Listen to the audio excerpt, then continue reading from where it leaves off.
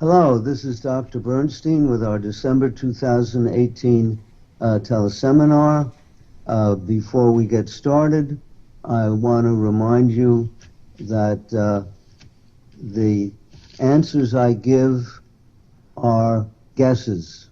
I can't do a physical exam on the writers. I can't get their full family history, their full personal history. So any answer I give to a medical question is a guess. So we call it a generic reply. It might not really solve the person's problems, but it should be interesting to the general listenership. So don't do anything based upon my answers. Consult your physician, and you could tell him what my answer was. Okay, I also want to remind you that for the most part, we reject lengthy questions. Sometimes I feel so sorry for the writer that I'll answer it, but usually more than 2 or 3 lines will discourage me from replying, simply because listeners don't want to hear a long question. Okay, we start with the first question. Type 2 diabetes for 24 years, using 100 units of insulin a day. That's a huge amount. Overweight and 60 years old. I find it impossible to lose weight through following your food plan. Any suggestions? Well, first of all, if you use the food plan in my book, it doesn't tell you how much to eat of non-carbohydrate foods. That's really up to your own experimentation. So you may be eating too much. So one possibility is that you should eat less food, perhaps less protein and fat. Certainly, you should not go above the carbohydrate recommendations that we make. Another thing that might help would be to take glucophage, which is the brand name for metformin, which lowers insulin resistance, might help enable you to cut down your insulin dose and therefore build less fat. Another thing is to check your free T3, that is a thyroid test. The best single thyroid test is the free T3. Could be that you're hypothyroid.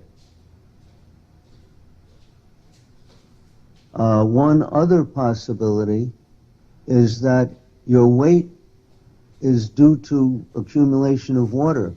So if you have a fluid accumulating in your legs, it suggests that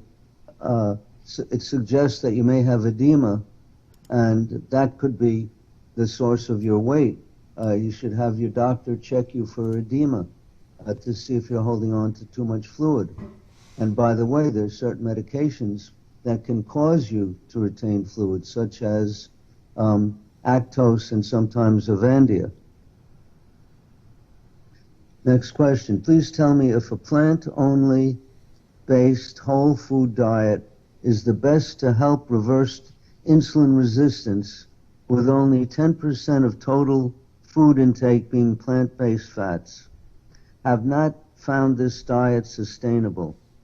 Well, you're lucky that you find it livable, because it looks like you're depriving yourself of protein, and the protein is essential for life, essential for maintaining muscle mass and many essential chemicals in the body. It's also essential for keeping water in the bloodstream so that it doesn't leak out into the tissues. And plants are mostly carbohydrate with a little bit of protein, and humans need protein. So I would say that by switching off plants, you'd lower your insulin resistance, because the carbohydrate from the plants causes you to require more insulin, which builds fat, and causes insulin resistance.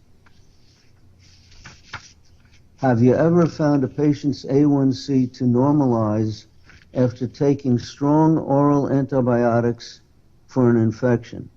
I suspect this has happened to me after 6 weeks on 2 antibiotics for a diabetic toe ulcer infected bone. Was there another infection elsewhere in my body that caused my blood sugar to be high for many years? Well, it is possible. Many diabetics are walking around with mouth infections, such as root canal infections, gum infections, that they don't even know about. I've had patients complain to me about blood sugar increases, and they go to their dentist, who had never known that they had a root canal infection until the patient asked the dentist to do the tests that I told him that I suggest the dentist perform. These tests, by the way, are in my book. So you certainly should investigate mouth infections. And indeed, when patients have an infection and an antibiotic controls it, we do say their blood sugars come down. Have you ever seen severe insulin-related edema resembling or diagnosed as lymphedema, severe enough to impair movement and walking in type 1 diabetic patients who have begun insulin therapy? Well, I've seen edema, but not caused by insulin. As I said before, you can, if the patient is taking Actos or Avandia, they can cause edema in the legs or generally in the whole body. Obesity can cause chronic venous insufficiency because the mass of your belly is pressing on the iliac veins that bring blood back into your body from your legs, and that can cause edema in the legs. Just being too fat can cause edema. Excess carbohydrate together with insulin can make you fat, and the fat belly can indirectly cause edema.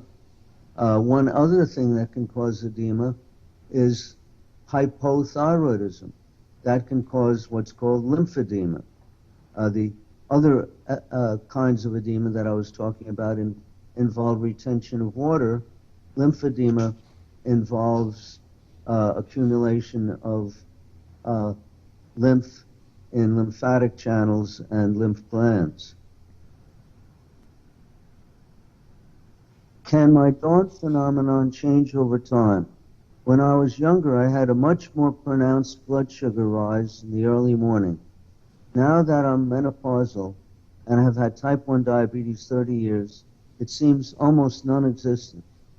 Maybe it is the Tresiba doing a really good job.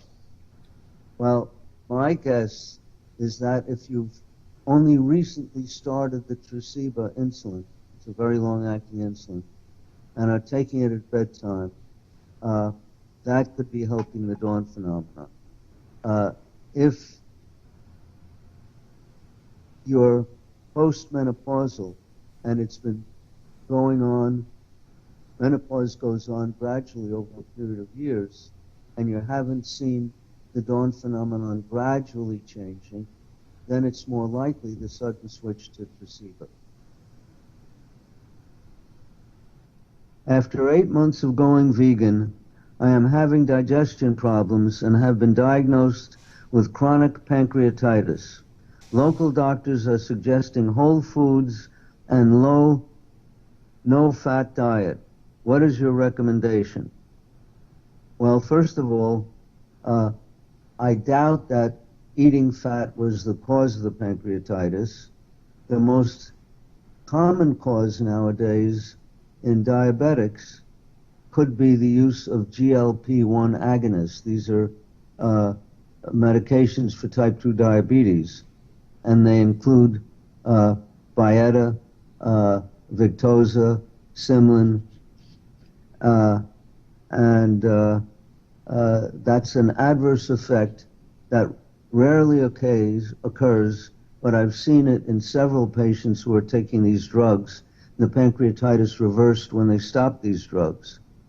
In any event, if you have pancreatitis, you're not likely to be making adequate, well, you want to cut down on the enzymes that the pancreas makes. These enzymes can auto-digest the pancreas. So you want to cut down on the fats in order to reduce the severity of the pancreatitis. You still have, since you're diabetic, you still have to cut down on the carbohydrate and follow the recommendations we usually give. You should use no alcohol whatsoever, and probably, unless you're overweight, you have to increase the protein in your diet. You also probably should be using pancreatic enzyme supplements with your meals, possibly mixed with the meals, because you may not be secreting enough of these enzymes into your foods. And I would stop the GLP-1 agonists right away. Have you used the Freestyle Libre continuous glucose monitoring system? And do you recommend it versus the Dexcom G6? First of all, I recommend that you listen to or view my prior Dr. Bernstein's University video comparing the various CGM devices. And in that comparison, I pointed out that the Libre gives no warning of low blood sugars or high blood sugars. If you suspect a low blood sugar, you have to wave the receiver over your sensor, and it will then display your blood sugar. It's not going to automatically sense your blood sugar and give you a warning like the Dexcom does. I have my Dexcom ringing a fire alarm bell when my blood sugar is below my target.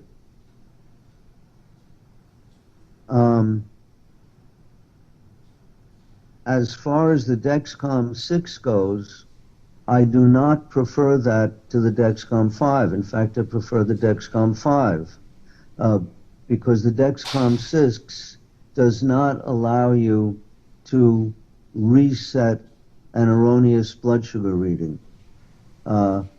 It allows you to make corrections, I think, once or twice a day. Whether exactly how you make the corrections are not clearly indicated in their publicity videos. So I recommend the Dexcom 5.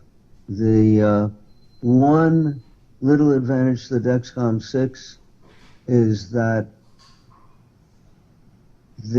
applying the sensor to your skin involves one less step.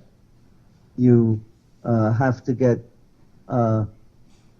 one click instead of 2 clicks, as with the Dexcom 5. But if you do the one-click system, you get a much harder punch of the needle that hurts more than the Dexcom 5 when you're inserting these sensors.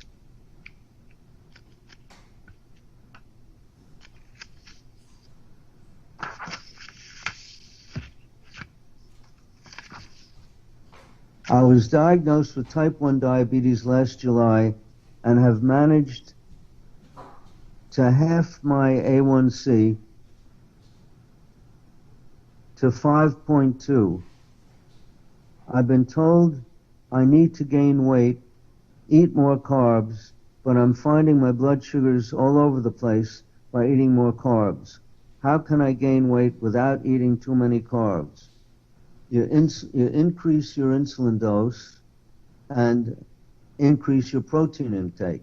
You increase the protein intake first so you could see how much your mealtime insulin doses have to be increased.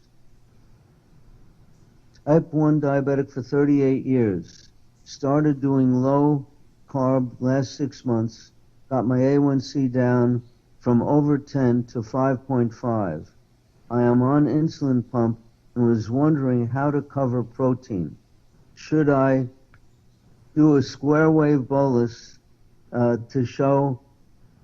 If so, how should it be done and for how long? Well, first of all, it's amazing to me that you were able to get a 5.5% A1C with an insulin pump. Most of the people that I see with insulin pumps are having very wide blood sugar swings for a variety of reasons, many of which are also already described in my book, Diabetes Solution. My guess is that although your A1C is 5.5, it's swinging wildly. It's sort of hard to tell you what to do with a system that I've never seen work. But you can experiment with adjusting your protein and playing around with the boluses, both in magnitude and timing.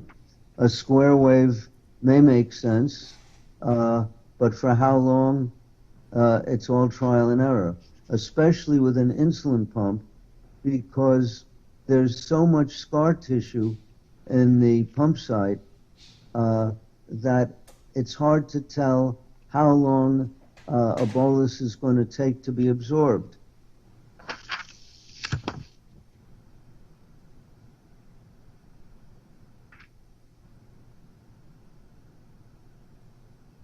Our 4-year-old runs post-meal blood sugars over 200 and will for about 2 weeks. That's unclear. I don't know why it would be for 2 weeks. They will then return to the 130s and 140s for a few weeks. They always come down within 2 hours to normal of about 130 when they are 200 and 100 when they are lower. Fasting glucoses are usually 95. His latest A1C is 4.9. It's been as high as 5.7. He tested negative for GAD, that's antibodies to his pancreas, and his C-peptide was 2.2. Non-fasting. Sugar was 42 at the time. So here, with a blood sugar of only 42, this kid was making normal amounts of insulin. So he's capable of making a lot of insulin, and that explains why his blood sugars are not way, way out of line from what they're stating.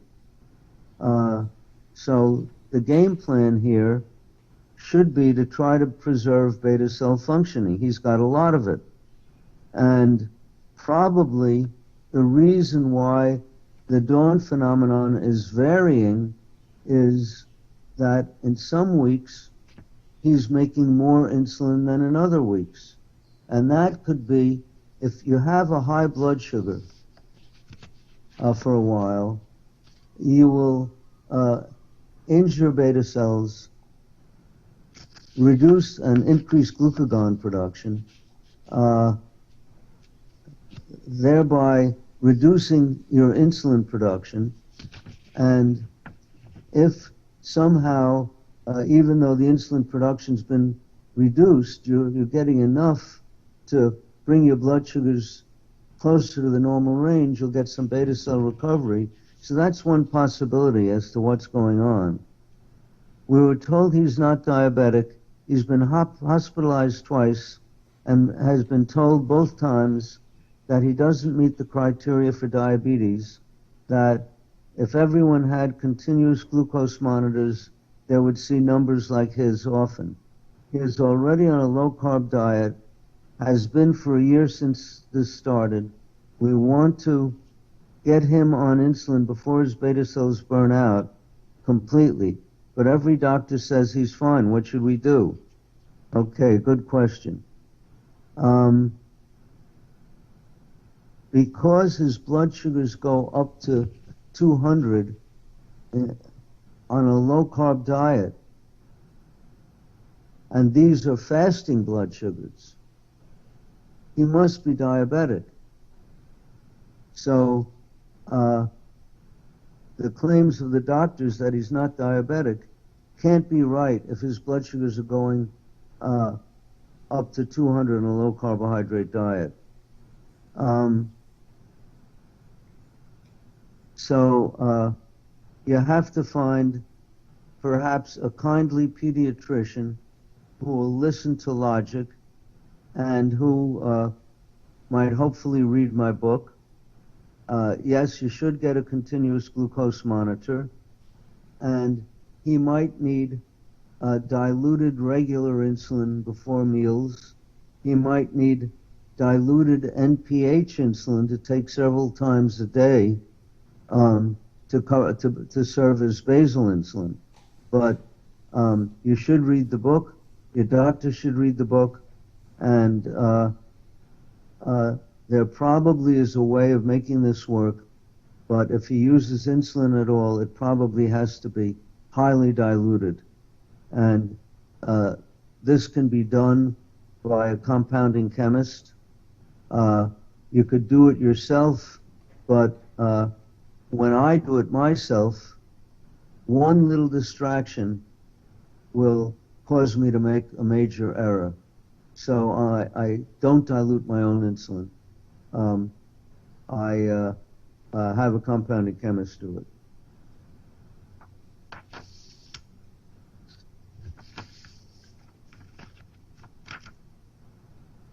Type 1 diabetes, just got it at age 58. 2 years later, I still have A1C of 8.6. I take Lantus at night and Novolog during the day. My carb count should be 35 carbs per meal, I was told. Every time I have coffee, my blood sugar level will go from 120 to 240. Milk, no sugar. What should I do? You should read my book, Diabetes Solution, and do what it says. It looks like a lot of things that you're doing are wrong. It happens that coffee can stimulate the production of glucagon in many people, not everyone, but in most but not all of my patients, 1 cup of black coffee, no sweetener, no cream, no milk, will raise blood sugar considerably, especially if you take it in the morning during the dawn phenomenon hours. I have stomach problems, sometimes after taking the Novolog. Is that normal? Stomach cramps along with uncontrollable diarrhea. Well, first of all, I would ask my doctor to check my serum immunoglobulin levels, be especially interested in IgA, immunoglobulin A. 25% of diabetics appear to have an immunoglobulin deficiency, and sometimes it's IgA. And IgA is produced and absorbed in the digestive system, and an IgA deficiency can cause diarrhea. As far as the cramps go, it depends the nature and location of the cramps. For example, if you have gastroparesis, you sometimes get cramps in the pylorus where it goes into spasm. Um, and having had high blood sugars for a long time, you would have a good likelihood of gastroparesis, uh, and that could be the cause of the cramps. I doubt that Novolog is in and of itself causing diarrhea or cramps. There's also a diabetic diarrhea that's uh, uh, related to high blood sugars, and there's a whole game plan in treating that. Uh, so you might want to see a good gastroenterologist. You certainly should get your IgA checked. If your IgA is low, you should see an immunologist. You might need intravenous gamma globulin, as I do. Does Lantus make you gain weight? I walk 5 miles a day and am still putting on weight. Well, if you're eating a lot of carbohydrate and taking excessive amounts of insulin to cover the carbohydrate, then the insulin will make you gain weight. I suggest you read my book, Diabetes Solution. It'll tell you how to have a rational insulin regimen to go with a rational diet regimen.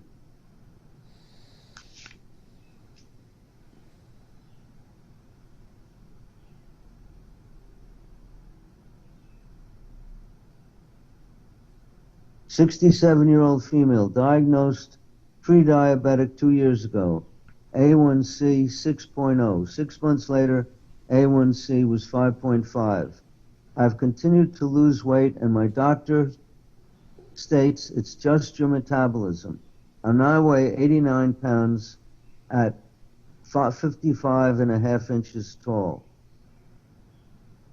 Okay, first of all, to check your metabolism, ideally you should check your free T3, and it could be that you have a hyperactive thyroid gland, which is pretty rare. Then, if you're taking insulin, you should increase the protein in your diet and increase the insulin. I suggest that you read my book, Diabetes Solution, to learn how to do this without getting into trouble. So my usual recommendation for gaining weight is increase the protein, increase the insulin. How do you recommend a bolus for cigar smoking? Cigarettes don't raise my blood sugar, but a pipe does by 20 points, and a cigar between 30 and 60 points. The book doesn't mention this at all. My latest A1C was 5.0. Well, I'd like to first speculate on why would a cigar raise blood sugar. And it's not that it's been soaked in some sugar solution. It's that a really strong cigar, one that has a lot of nicotine, can cause peripheral vasoconstriction. It can close down small capillaries. And you may recall that insulin is necessary for getting glucose into the cells of the body. And the bulk of our circulation is in the small capillaries. So if the capillaries at the end of the line are constricted so that not enough blood and insulin and glucose get to the cells at the end of the line, you're not going to be delivering as much glucose out of your bloodstream as you would without the vasoconstriction. And since a high nicotine cigar can cause vasoconstriction, I can see that this could raise your blood sugar. So what do? Well, one thing, if you're already inhaling, which people rarely do with a cigar, I'd suggest that you stop inhaling. But it's pretty hard to inhale with a cigar because the smoke is so heavy and potent. Another thing would be to get a very mild cigar that has less nicotine. And the only way you can find this is by experimenting, trying different cigars. Another trick is to only smoke the at the outer half of the cigar, and when it gets halfway smoked, throw it out, because as you get nearer and nearer to the mouth hole of the cigar, the smoke gets stronger and stronger, and you get more nicotine.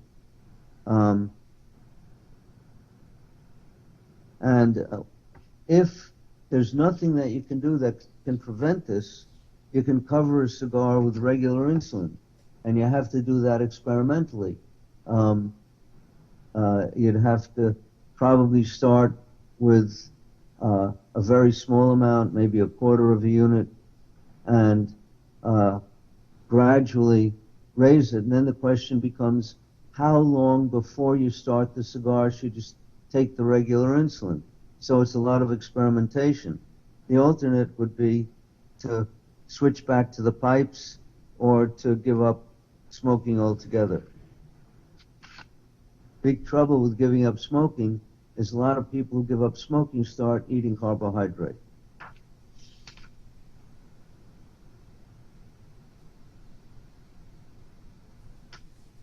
Okay, let's see. I'm a 34-year-old female and I've had type 1 diabetes for 8 years. Started experiencing pain in my outer right heel 3 weeks ago. I started putting weight on my heel that evening because it started feeling uncomfortable. I don't know what that means. I thought the pain would eventually go away on its own. Here I am 3 weeks later, and I still have the pain. I have been to the foot doctor twice now, and he examined my foot and said that everything looks good. When you look at my heel and compare it to my other one, it looks normal. However, when I put direct weight on it, it feels very tender and slightly sore. If I step just right, there's sort of sharp pain coming from this area. Do you have any idea what this is, might be, and what I should do at this point? By the way, the foot doctor did rule out plantar fasciitis.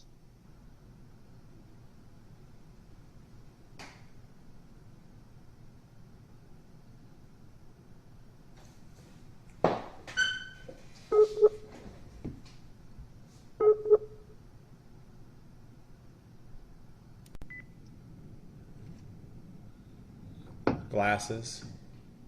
Yeah, let's just a second. I got 40 minutes and 35 seconds on here. Yeah, that's about right. Okay, glasses. I find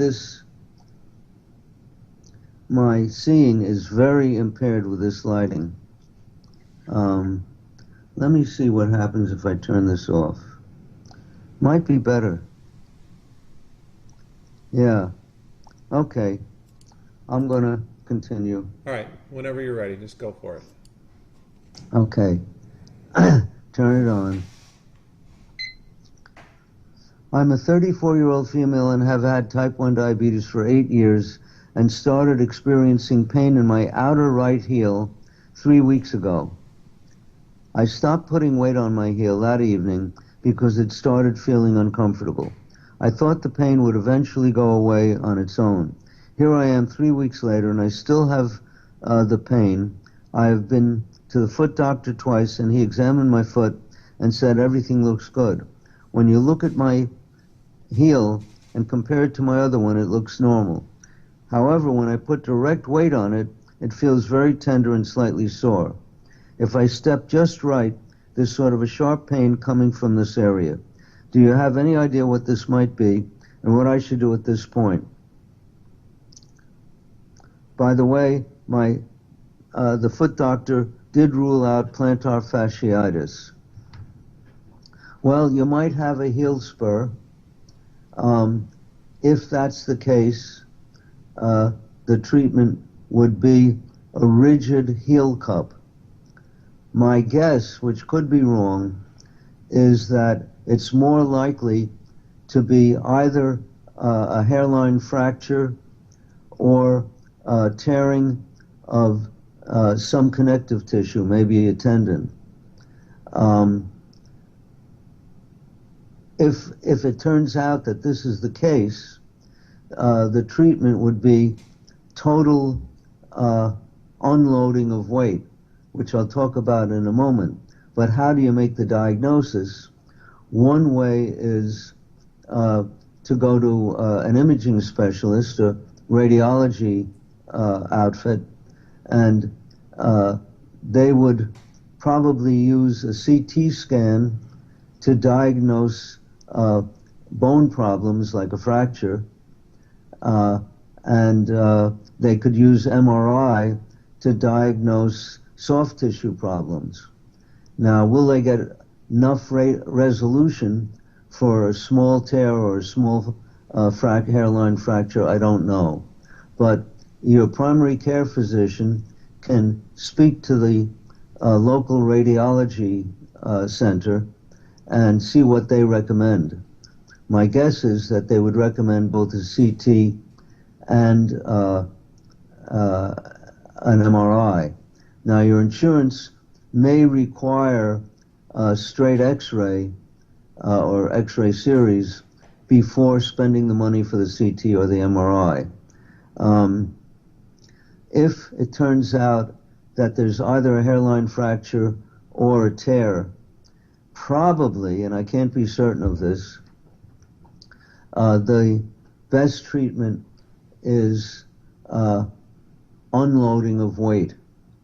To do this, one way of doing this is to put you on crutches. Another way is to give you IPOS shoes that have total elimination of weight bearing under the heel. It puts, this special shoe puts all the weight on your forefoot. Trouble is, the shoe is a bit high off the ground, so you need two of them, one on the unaffected foot so that both of your feet are the same height above the ground. Another problem is that because they're slightly elevated above the ground, you're at greater risk of falling. So you probably should be using a cane when you walk and be very careful on stairs, etc. That's about all I could think of. So if you do follow my instructions, let us know what the outcome is, because I'd like to know if any of my guesses were correct.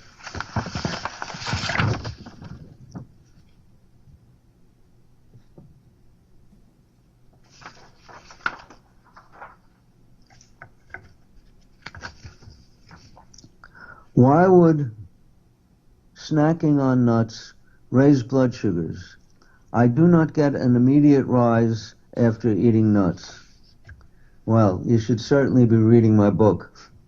In the book, on the list of no-no foods, I list nuts. Now,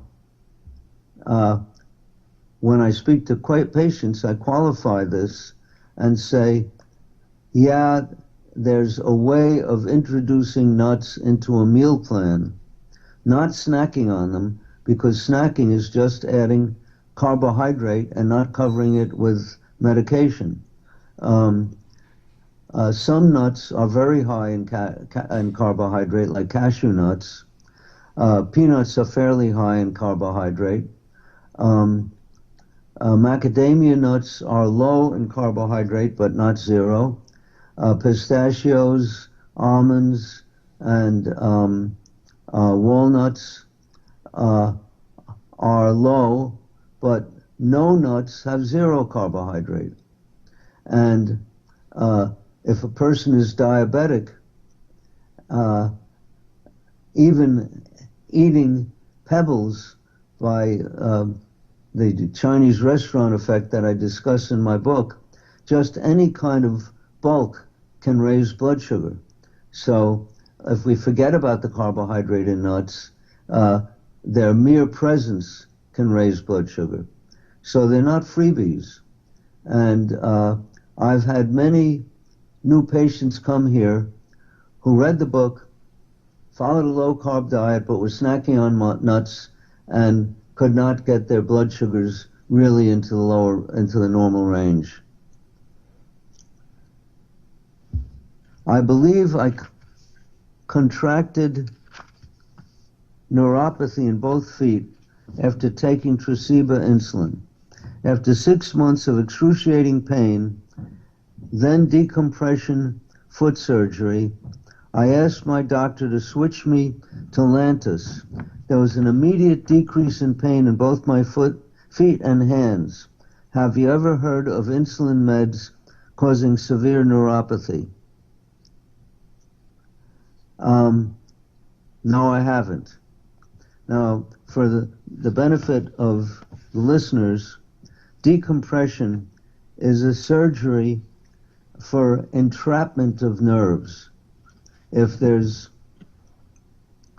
something growing around a nerve, like a tendon or something, that's causing pain, they do this for carpal tunnel syndrome. Not always necessary, but if someone is a surgeon, that's how they earn their living. So naturally, entrapment surgery or decompression is not the answer to neuropathy. It could be that the Tresiba was causing better blood sugars, and when the blood sugars go up and the neuropathy gets worse, the pain disappears and you get numbness. So that's one possibility. Another possibility is that if you, as we explain in the book, if you have neuropathy and you dramatically improve your blood sugars, the neuropathy being numbness, let's say you have what's called stocking glove numbness, and you can't really feel much in your feet, and the nerves start regrowing or resprouting for a period of months, you can have severe lancinating pain just caused by the healing of the nerves. And then if you allow the blood sugars to go up again, the nerves stop healing, the pain goes away. What's your situation? I don't know. I have acanthosis nigricans under one arm. That's sort of a darkening of the skin, sort of a velvety blackness. Will it ever go away, or does it stay forever, even when I get my type 2 diabetes in control? This is a very rare condition that's associated with diabetes, and I've only seen it in a few people, maybe 2 or 3 people since I've been in practice. And I don't recall if it gets better with blood sugar control. It certainly does not get better rapidly. So I cannot predict how much better it'll get, how fast, etc. I suspect that there is some time variability, and I also suspect that it might be worse when blood sugars are elevated, but I'm not certain.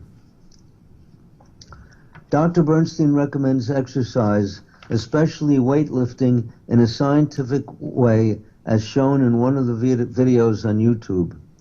But if the patient has retinopathy, would it be appropriate for him to lift weights? Well, this is an important question because certain types of weightlifting can increase intraocular pressure. And depending upon the kind of retinopathy, the increase in intraocular pressure may be harmful. But there's a host of retinopathies. So you have to really ask your retinologist whether weightlifting would be harmful. And then there's the question of what kind of weightlifting. For example, what usually seems to raise intraocular pressure is what's called the Valsalva maneuver, where you take a deep breath and hold it while you're exerting a lot of force. If you're lifting light weights for a lot of repetitions, maybe it doesn't increase intraocular pressure, but you really have to talk to your retinologist. Is proliferative retinopathy fully reversible? In my experience, it is. I've seen over the years patients with macular edema, patients with proliferative retinopathy, and when we normalize blood sugars for an extended period of time, these things reverse. And it's interesting that we get comments from the retinologist that they can't believe that it's reversed, never seen such a thing. And of course the reason is that most diabetics are poorly controlled in order to get their retinopathy, and they don't get better controlled. So that's why the retinologists don't see the reversals. Now, there's one warning with regard to blood sugar control if you have proliferative retinopathy.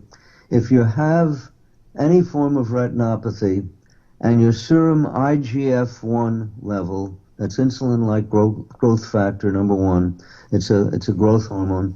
If that's elevated, you should not rapidly improve your blood sugars. You should do it very slowly.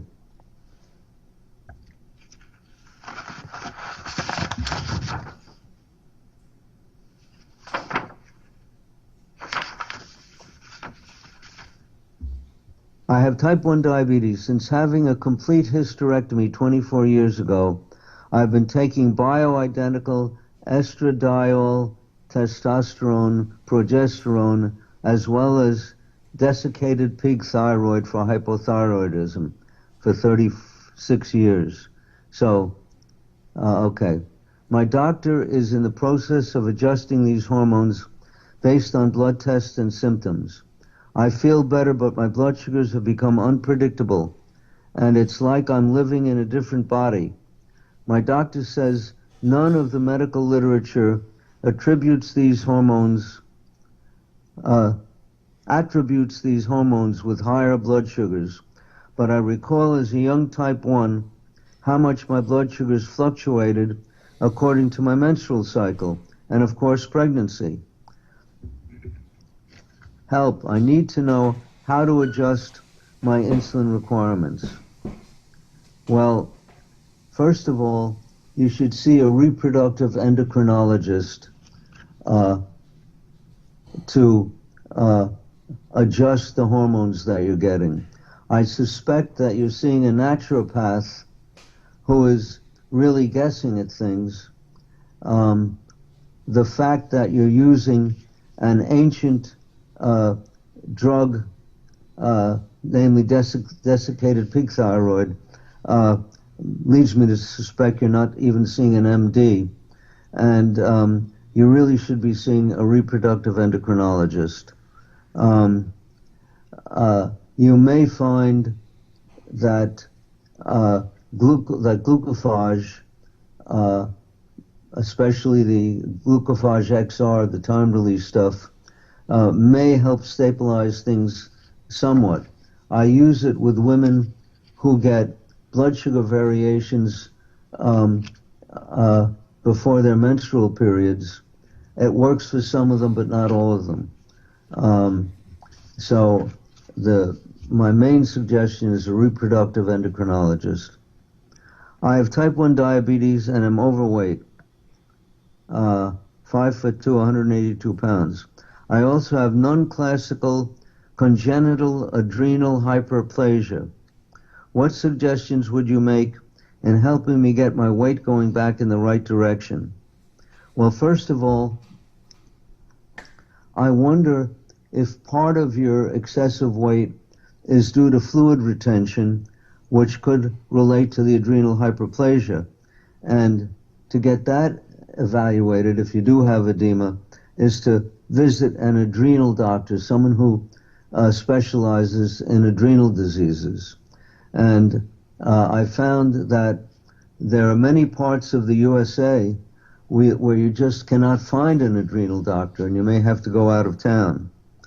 I think that you should have your free T3 checked, because if your T3 is low, you could have trouble gaining weight.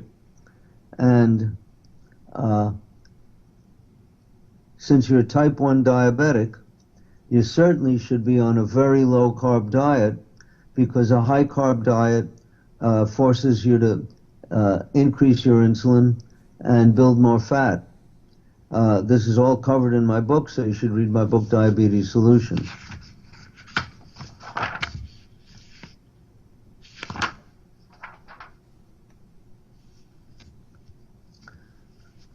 I was diagnosed with LADA last year. LADA is latent autoimmune diabetes of adulthood, a condition that is, I think, grossly overdiagnosed. I think that when doctors see a mild type 2 diabetes, they frequently call it LADA. I am 38 years old. I am taking a half pill of Tradjenta, which is a DPP-4 inhibitor. My question is, when will I know if it's time for me to start with insulin? According to my continuous glucose monitor and my meter checkings, my blood sugar spikes to 120 to 130 after meals. So I would say that you look at my book. You probably need to take insulin before meals, but it could be that you're eating too much carbohydrate, and maybe just by cutting the carbohydrate, you could prevent the blood sugar rise. However, Tradjenta usually has very little effect upon blood sugar. So I wouldn't expect it to be helping you very much. So I would suggest that if you're overweight, you lose weight, you read my book. Even if you're not overweight, you lower the carbohydrate. You could even exercise, and we talk about exercise in the book. Is collagen breakdown in the connective tissue, if collagen breakdown in the connective tissue leads to frozen shoulder, could it also lead to eye floaters? Would taking a collagen supplement help? I don't think so. It's not collagen breakdown. It's glycation of collagen that causes collagen fibers to stick together. And then when you try to do some exercise, you tear the fibers apart. Now, there are other ways than exercise that can tear them apart. I have one case where a person got a flu shot, and the new vaccine is sort of viscous, and it's a big dose, and you inject that into a muscle that has glycated collagen fibers. You're going to push them apart, and since they're sticking together, they're going to tear, and that's going to cause pain. So it has nothing to do with taking collagen supplements, and it has nothing to do with destruction of collagen. It's the glycation of collagen. And the treatment for diabetic shoulder capsulitis, as they call it, is probably to see a good physiotherapy place where they may give you exercises and do treatments. Treatments include trigger point massage, wet heat, a number of stretching exercises, and you really have to have a really competent PhD physiotherapist.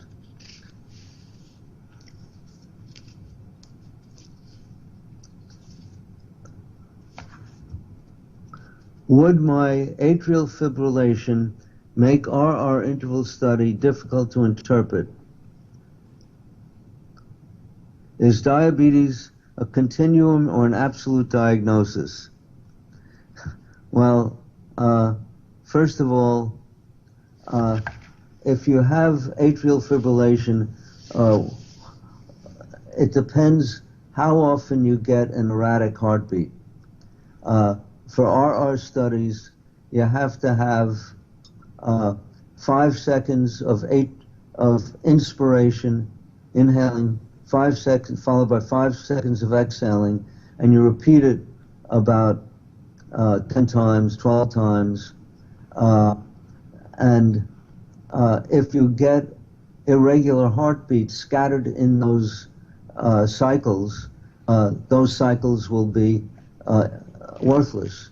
So if you can, if you do it 12 times and you get irregular heartbeat, AFib, which is easy to visualize on the electrocardiogram, get AFib on 2 of the inhalations or exhalations, you have to remove those 2 and add another 2 later on. So it's maybe possible if your AFib is not very frequent. And as far as is diabetes continuum or an absolute diagnosis, I would say it's a continuum.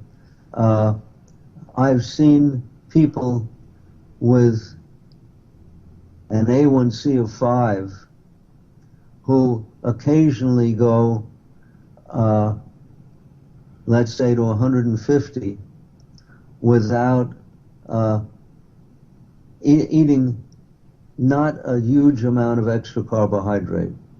So that tells me that there's a little bit off. The beta cells have lost a little bit of phase 1 insulin response.